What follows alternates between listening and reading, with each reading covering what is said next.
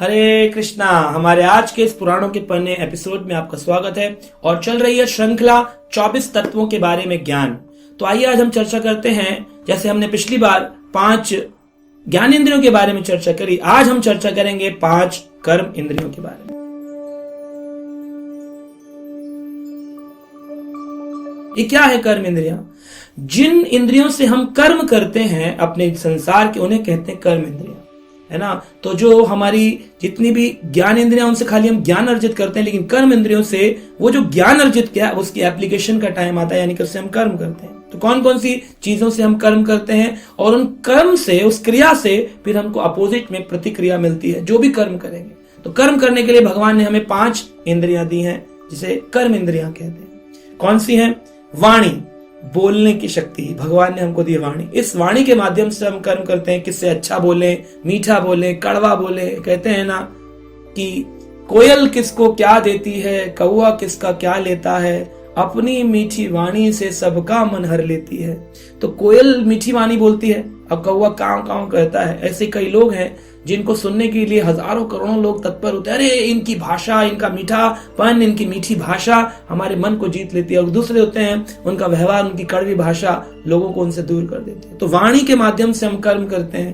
कहते हैं कि जो पावर ऑफ स्पीच है, so powerful, it can influence millions and millions of people.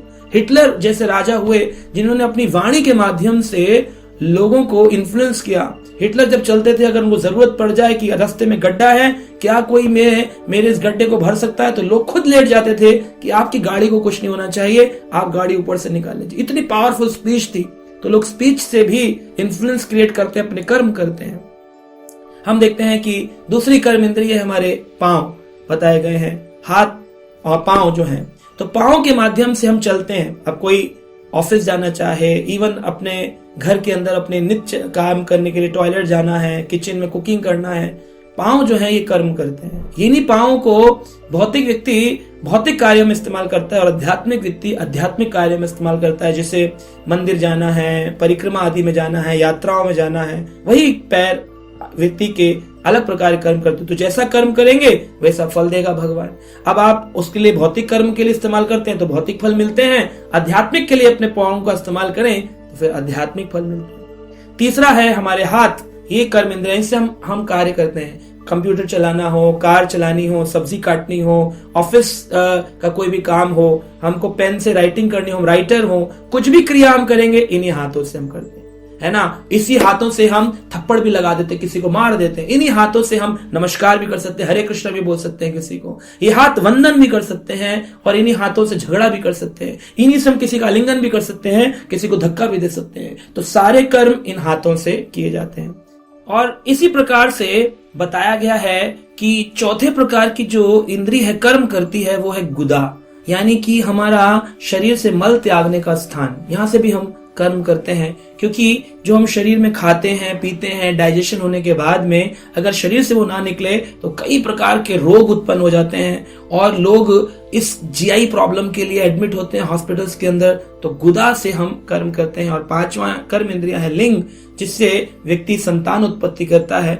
और उसी संतान उत्पत्ति में हम देखते हैं कि आज बताया जाता है समाज में वर्ण संकर उत्पन्न हो रहे हैं। लोग अपनी काम इच्छाओं के कारण अपनी इस इंद्री से किस प्रकार के लोगों को उत्पन्न करते हैं जिनका भगवान से कोई लेना देना नहीं है। लोग बातें तो करते हैं हम संस्कार देना चाहते हैं, लेकिन संस्कार प्रारंभ होते हैं गर्भाधान संस्कार। 16 संस्कारों में से प्रथम संस्कार, यानी कि कोई व्यक्ति अगर संतान उत्पत्ति करना भी चाहता है तो उसको अपनी इंद्रियों का इस्तेमाल ऐसा करना चाहिए जिससे वो धर्म परायण संतानों को उत्पन्न करे, ना कि धर्म विहीन संतानों को उत्पन्न करे। तो ये बहुत जरूरी है कि हम ऐसे बच्चों को लेके आए जो समाज में भविष्य बनने वाले हैं।